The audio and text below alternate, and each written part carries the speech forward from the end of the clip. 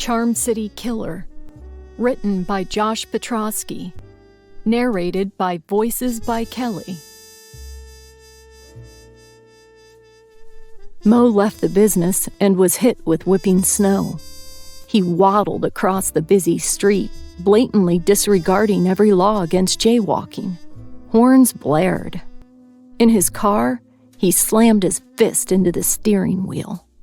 His latest failure at the hands of a 26-year-old beauty queen was a reminder of every failure and disrespect he'd endured since childhood.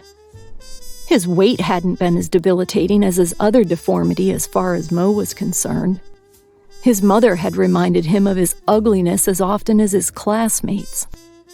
He had always guarded the emotional scars as well as the physical ones. Self-inflicted burns and cuts were easy to hide during a youth without any real physical or emotional contact with anyone. The silence in his car tasted like oil. The slow descending flakes outside looked like rapid burning meteors. It all piled up on Moe's psyche. His mortgage nearing foreclosure, his credit card debt, his mother, his second-grade classmates, high school, college, and beyond.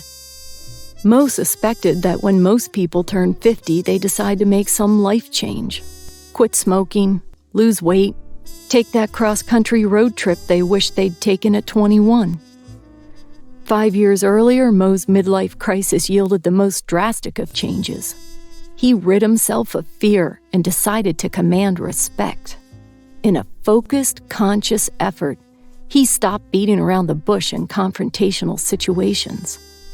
His superiors were not his bosses. He was theirs. Respect for him would exist. If it did not exist, he would take it. Now a young, beautiful person compromised that. It wasn't the first time Moe and every other print advertising sales rep had been kicked in the teeth more often than not since 2000. Moe dug his index fingernail into the cuticle of his thumb and drew blood. There was a labyrinth of pain derived from 100 different sources leading to 100 different paths. Moe suspected his torment would have been coming at some point, just as it had as a teenager. There had to be a source to blame for it. Revenge had to be exacted on something. Moe was calm now. The silence in his car began to taste like sugar.